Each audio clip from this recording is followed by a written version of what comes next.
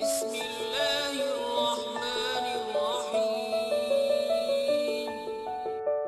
अल्लाह के नाम से जो बड़ा मेहरबान निहायत रहम वाला है। हेलो एवरीवन, आज हम जिस टॉपिक के ऊपर बात करने वाले हैं वो है परफॉर्मेंस मैनेजमेंट का एक टॉपिक। ये टॉपिक है प्रॉब्लम्स ऑफ परफॉर्मेंस अप्रेजल के। परफॉर्मेंस अप्रेजल में हमें कितनी तरह की प्रॉब्लम का सामना करना पड़ता है। नाउ अब हम इन प्रॉब्लम को वन बाय वन कर डिस्कस करते हैं आपके सामने।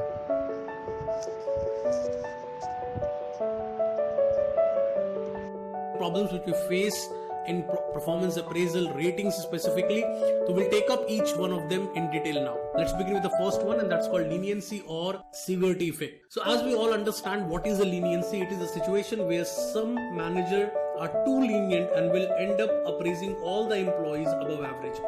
काफी सारे मैनेजर्स में ये प्रॉब्लम देखने को आती है कि वो करते क्या है कि वाइल रेटिंग एम्प्लॉइज जो भी उनके नीचे काम कर रहे हैं, लेट्स सपोज 5 एम्प्लॉइज और 10 एम्प्लॉइज, जितने भी उनके एम्प्लॉइज काम कर रहे हैं, उन सभी लोगों को वो लीनियंट रेटिंग देते हैं। लीनियंट मतलब किसी का काम अच्छा है या उसका काम अच्छा नहीं है, बट सभी को वो अबव एवरेज रेटिंग दे देते हैं। So in that situation it creates a chaos, क्योंकि किसी भी डिपार्टमेंट में या किसी भी ऑर्गेनाइजेशन में हर आदमी अबव एवरेज नहीं हो सकता। कई लोग अच्छा काम करते हैं, कई लोग बिलो एवरेज काम करते हैं। तो अगर आप प्रॉपर रेटिंग नहीं करेंगे, that will create a lot of problems and that will demotivate your top rating employees also, क्योंकि उनको लगेगा कि एवरेज रेटिंग हो जाती है चाहे हम कितना भी अच्छा काम कर रहे हैं। So that is the reason why leniency effect is one of the problems. The question here is why they do so. वो ऐसा क्यों करते हैं, उसके बारे में बात करते हैं। The first is to be in the good books of the subordinates. Obviously उन्हें पता है कि as a manager उनको अपने subordinates से काम भी लेना है। तो इन दैट सिचुएशन अगर वो उनकी रेटिंग खराब देते हैं या किसी की एक्चुअल रेटिंग दे देते हैं, तो इन दैट सिचुएशन हो सकता है वो सबऑर्डिनेट आपसे नाराज हो जाए और आपकी बात ना सुने आने वाले टाइम में। And that is the reason why to be in the good books, मतलब वो अपने सबऑर्डिनेट्स के अच्छे बुक्स में बने रहने के लिए उनके साथ उनका रिलेशनशिप खराब ना हो जाए। So in that situation they always try to give them above average rating. Second reason, their identity will be revealed. बहुत सारे मैनेजर्स को यह भी डर लगा रहता है कि अगर हम खराब रेटिंग देंगे तो वो कल, आज नहीं तो कल वो रिवील आउट हो जाएगा कि मैंने किसको कितनी रेटिंग दी थी, और उसकी वजह से वो सबऑर्डिनेट जान जाएगा कि मेरी रेटिंग खराब दी थी इस मैनेजर ने। And that is the reason why वो डरते हैं, and that is the reason why कहीं ना कहीं वो सभी को लीनियंसी के साथ रेटिंग दे देते हैं। The third reason is if I'll rate them low, it will reflect my low worthiness also. बहुत सारे मैनेजर्स को ऐसा भी लगता है कि सिंस वो सबऑर्डिनेट्स मेरे नीचे काम कर रहे हैं, तो अगर मैं उनकी रेटिंग कम कर देता हूं या उनकी रेटिंग लो देता हूं, तो इन दैट सिचुएशन कहीं ना कहीं ओवरऑल इफेक्ट मुझ पर भी देखने को मिलेगा, क्योंकि वो मेरे ही नीचे काम कर रहे हैं। तो कहीं ना कहीं बाद में ये भी ब्लेम हो सकता है कि as a manager I am not able to take task from them, मैं उनसे काम नहीं ले पा रहा हूं। And that is the reason why उन्हें लगता है कि हम अच्छी रेटिंग दे, सो दैट कि सबको लगे कि हमारे डिपार्टमेंट में बहुत अच्छा काम हो रहा है। So these are the certain errors. Another reason is do not want to get into any kind of conflict. काफी लोग conflict को avoid करना चाहते हैं as a manager. They don't want to get into any kind of misunderstanding with their employees, and that is the reason why they try to be in the good books and they try to build a good relationship, and that's why वो basically ये दिखाना चाहते हैं कहीं ना कहीं कि मैंने तो आपको अच्छी रेटिंग दी थी, पता नहीं क्यों आपको अप्रेजल नहीं मिला। So that's not a true statement. So it is very, very important to understand that this is one of the common problems which most of the organization face. Let's talk about the second effect, and that's called halo effect. Halo effect के बारे में आप लोगों में काफी लोगों ने पढ़ा होगा, बट मैं फिर से इसको बता दूं ये क्या होता है। This is also called as Horns effect. इसको Horns effect भी कहा जाता है। Do not judge someone based on the first impression. कहीं ना कहीं इसका मतलब ये होता है कि कई बार आप सिर्फ एक सिंगल ट्रेट या एक सिंगल कैरेक्टरिस्टिक्स को दिमाग में रख करके या सिर्फ फर्स्ट इंप्रेशन को दिमाग में रख के किसी की रेटिंग कर देते हैं। That could be a big problem, because आपको किसी भी एम्प्लॉय का ओवरऑल असेसमेंट करना है, उसके सारे पैरामीटर्स को जज कर रहे हैं। सिर्फ किसी एक पैरामीटर पर, अगर फॉर एग्जांपल कोई डिसिप्लिन में अच्छा है या कोई पंक्चुअलिटी में अच्छा है या कोई ओबीडियंट है, वो आपकी बात सुन लेता है, दैट डजंट मीन्स कि वो हर एस्पेक्ट में अच्छा होगा या हर ऑर्गेनाइजेशन के हर काम को अच्छा कर सकता है। That's not true. So that's the reason why halo effect comes when you जज someone based on first impression और based on single characteristic. It is necessary to जज ईच क्राइटेरियन इंडिपेंडेंटली। जैसा मैंने आपको जस्ट बताया कि as a manager you need to take into consideration all the possible performance indicator, all the criterias in your hand, so that and rate them independently. सबको independently rate करें, behavioral parameters को अलग से rate करें और जो performance indicators हैं उनको अलग से rate करें, so that कि कहीं ना कहीं आपको exact rating पता चल सके कि कोई employee कितना अच्छा है किसी organization. It is a fact that each employee will always portrays certain areas in their weakness, others are on their strengths. What you need to do is to ensure that you do not color the entire evaluation on a particular impression. Simple सी बात है कि as a manager आपको हर aspect को देखना है. हर employee का कुछ एक aspect उसकी strength होती है और कुछ एक aspect उसकी weakness होती है. Do not colour them in one colour. Simple. अगर आपको किसी की एक वीकनेस अच्छी नहीं लगती उसका मतलब ये नहीं है कि वो ओवरऑल उसका परफॉर्मेंस लो होगा या ओवरऑल वो एम्प्लॉय अच्छा नहीं कर रहा हो. So it is important to understand कि किसी एक कैरेक्टरिस्टिक को पकड़कर कभी भी रेटिंग ना करें.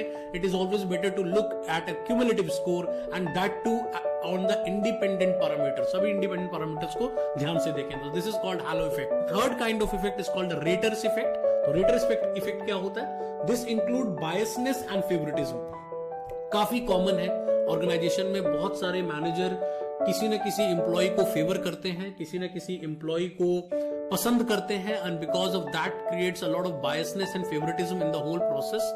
और इसका कुछ भी रीजन हो सकता है, एन नंबर ऑफ रीजंस. कोई एम्प्लॉय मेरे स्टेट से है, मेरे लैंग्वेज बोलता है, या मेरे को वैसे ही वो एम्प्लॉय उसकी परफॉर्मेंस वाइज वो मुझे अच्छा लगता है.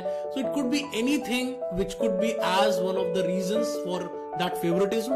बट बहुत सारे ऑर्गेनाइजेशन में या बहुत सारे डिपार्टमेंट में ये फेवरेटिज्म देखने को मिलता है. एक्सेसिवली हाई और low scores are given to certain employees based on their raters attitude towards the rating. कहीं ना कहीं जो रेट करता है उसको हम रेटर कहते हैं और जिसकी रेटिंग हो रही होती है उसको हम रेटी कहते हैं. सो इन दैट सिचुएशन होता यह है कि जो रेटर होता है या जो मैनेजर होता है वो या तो बहुत हाई स्कोर लगा देता है किसी को because he want to give certain kind of favor to certain people, या वो किसी को बहुत लो स्कोर लगा देता है because he hates certain people. और दोनों ही problematic है because favoritism can also be very dangerous for organization. On the other side, if you are rating someone very low who is a good employee, that can just kill down their morale in the organization and that make that employee a counterproductive employee. So it is very very important to understand कि हमारे लिए raters effect भी एक problem है और हमें इस चीज को ठीक करने की कोशिश करनी चाहिए. They do not consider the actual outcome. Obviously वो actual outcomes को नहीं देखते, वो सिर्फ अपने favoritism mind से चलते हैं कि हमें इसको favor करना है और इसको नहीं करना. These favors could be given on the basis of race, caste, religion or even friendship bias could be affect the rating. जैसा मैंने आपको just बताया, इसके reasons कुछ भी हो सकते हैं. It could be race, it could be caste, it could be religion, it could be a friendship, anything which can affect the whole overall rating of an employee. इससे भी कहीं ना कहीं ऑर्गेनाइजेशन को बचना है और कोई ना कोई मेथड सोचना है जिससे कि आप रेटर्स इफेक्ट को नलीफाई कर पाए या फेवरेटिज्म को कम कर पाए. Next problem is called as a stereotyping. Stereotyping क्या होता है?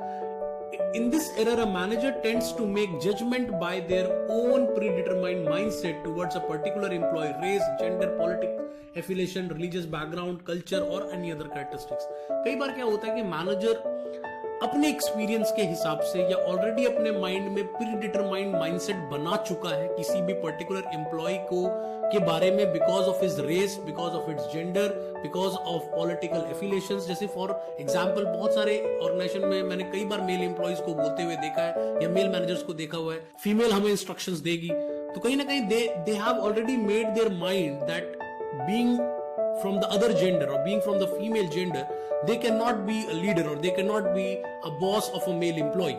Now that is a stereotype सोच. वो कहीं ना कहीं आपके एक सोच को बताता है और वो सोच बहुत सारे लोगों में इतनी ज्यादा डीपली रूटेड हो जाती है कि वो एक बहुत बड़ा एरर का कारण बनती है बिकॉज आप उसी हिसाब से उसी माइंडसेट से हर पर्टिकुलर पर्सन को जज करते हैं.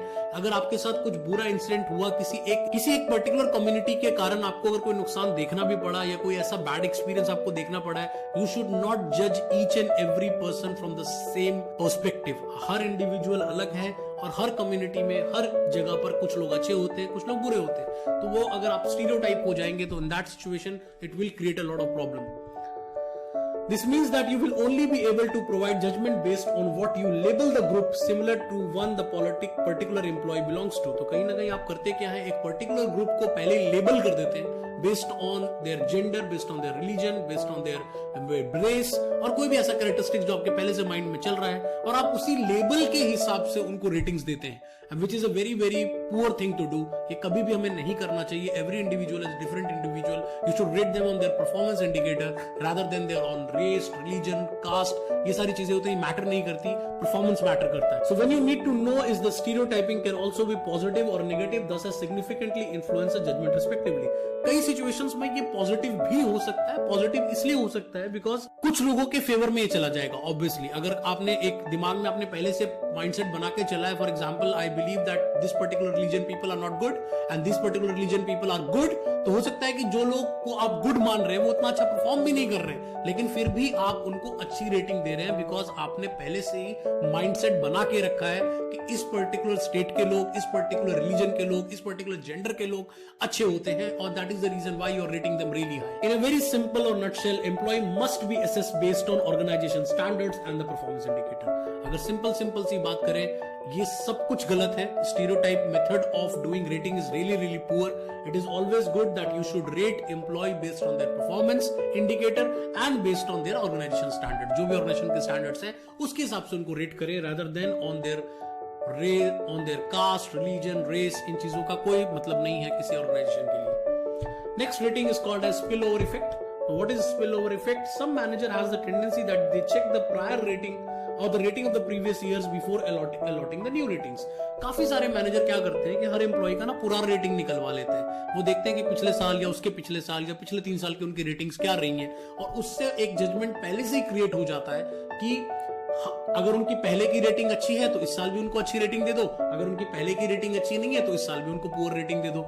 That could be really dangerous things to do, because हो सकता है किसी पिछले साल में कोई एम्प्लॉय उतना अच्छा नहीं कर रहा था बट इस साल उसने अच्छा किया है, लेकिन अगर आप स्पिल ओवर इफेक्ट की वजह से आप उसको इस बार भी गलत रेटिंग दे देंगे, and that is not a good thing to do. Due to this a fresh rating get influenced by the past rating and generates the spill over effect. तो ऑब्वियसली आप पास्ट रेटिंग्स को अगर आप देख रहे हैं तो ऑब्वियसली वो आपके न्यू रेटिंग्स को इन्फ्लुएंस कर देगा, and that is not a good thing to do. To avoid this error, इसको अगर आप इससे बचना चाहते हैं तो आप क्या कर सकते हैं, manager should look at the process of previous rating rather than the looking at the ratings. आपको इससे बेटर है कि आप प्रोसेस को देखें कि पिछले 2-3 सालों में क्या प्रोसेस फॉलो हुआ था रेटिंग को करने के लिए, रादर देन कि आप एक एम्प्लॉय के पुराने रेटिंग को ले लें और फिर उसके हिसाब से ये जजमेंट लें कि इस साल उनकी रेटिंग क्या होगी। So next error is called as the recency effect. Recency effect क्या होता है उसके बारे में बात करते हैं। Earlier most of the organization used to evaluate employee yearly. ज्यादातर ऑर्गेनाइजेशन पहले या अभी भी ईयरली बेस पे परफॉर्मेंस अप्रेजल करती है, जो मोस्टली मार्च और अप्रैल के टाइम पे होता है। सो उसकी वजह से होता क्या है, so due to this employee used to relax after the appraisal and try to do overwork just before the time of appraisal. तो लोग करते क्या है कि मार्च में जैसे ही उनका अप्रेजल लगता है उसके बाद वो आराम करने लग जाते हैं, और जब उनको लगता है कि in the month of December क्या अप्रेजल का टाइम आने वाला है तो उस समय वो ओवरवर्क करने लग जाते हैं। They try to do over time, they try to be more discipline, try to be more punctual, उनके बिहेवियरल ट्रेट्स भी अच्छे हो जाते हैं, वो आपकी बात भी सुनने लग जाते हैं। तो उससे कहीं ना कहीं वो एक परसेप्शन क्रिएट करने की कोशिश करते हैं that we are working really hard for the organisation.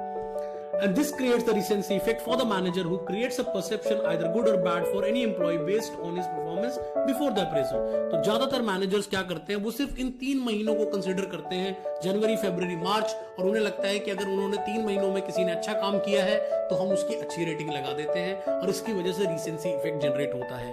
तो अगर किसी एम्प्लॉय को असेस करना है तो उसको throughout the year assess करें, rather than assessing him only for a 15 days और मे बी फॉर 3 months, जिसकी वजह से ये रिसेंसी इफेक्ट काफी प्रॉब्लम क्रिएट कर सकता है, क्योंकि वो एम्प्लॉइज फिर से 9 महीने कोई काम नहीं करेंगे और then they will start working for just 3 months, which will not be good for any organisation. So next effect is called as the status effect. अब स्टेटस इफेक्ट क्या होता है उसके बारे में बात करते हैं। It refers to the over rating of employees in higher level jobs and jobs held in high esteem. अब ऑर्गेनाइजेशन में कुछ जॉब्स ऐसी होती हैं जो हाई लेवल पोजीशंस पर होती हैं, और कहीं ना कहीं उसको एक हाई स्टीम जॉब की तरह देखा जाता है। तो हमें ऐसा लगता है कि जो पर्सन हाई लेवल पोजीशन पे बैठा है या हाई लेवल पोजीशन जॉब्स कर रहा है, हम उसकी रेटिंग ऑलरेडी हाई दे देते हैं, क्योंकि हमने लगता है कि उसका स्टेटस हाई है। स्टेटस अगर किसी का हाई है तो ऑब्वियसली उसकी रेटिंग भी हाई होनी चाहिए। हमें किसी की परफॉर्मेंस देखनी है, उसका स्टेटस नहीं देखना। On the other side, the people who are doing lower level jobs, हम उसे अंडररेटेड एम्प्लॉइज मानते हैं और उनको एक लो स्कोर देते हैं। जो लोग नीचे लेवल पे काम कर रहे हैं, वर्कर्स हैं, फर्स्ट लाइन एम्प्लॉइज हैं, उन्हें लगता है कि हम ये लोग उतना ज्यादा सिग्निफिकेंट कंट्रीब्यूटर नहीं है ऑर्गेनाइजेशन के, और इसी वजह से उनका अप्रेजल हमेशा पुअर होता है, because they are underrated. So it is very very important to understand that status effect नहीं होना चाहिए। जिसने जैसा परफॉर्म किया है उसके हिसाब से उसको रेटिंग दे, rather than based on their status. Next is called the attribution error. Attribution error क्या होता है? It involves making you independent belief on possible cause of some behaviour or outcome and letting that influence your judgment. Sometimes what happens is कि कोई भी employee जब कोई चीज करता है, फॉर एग्जाम्पल कोई लेट आ रहा है, तो हम क्या करते हैं, हम अपने से ही एजम्पशन बना लेते हैं। हम उससे पूछते नहीं है कि क्यों लेट आ रहे हो या क्या प्रॉब्लम चल रही है। हम अपने माइंड में पहले से एक एजम्पशन और एक परसेप्शन क्रिएट कर लेते हैं कि ये इसी वजह से लेट आ रहा होगा। तो और इसी के साथ हमारी आज की वीडियो खत्म होती है। उम्मीद करता हूँ कि आप सबको हमारी वीडियो बहुत पसंद आई होगी और आप सबका भी बहुत बहुत शुक्रिया कि आपने हमारी इस वीडियो को देखा। हमारी इस वीडियो को लाजमी लाइक करिएगा और इसको अपने फ्रेंड्स के साथ भी लाजमी शेयर करिएगा और हमारे चैनल को भी लाजमी सब्सक्राइब करिएगा ताकि हम इसी तरह की और अच्छी तरह वीडियोस को बनाकर आपके सामने लाते रहें। खुदा हाफिज।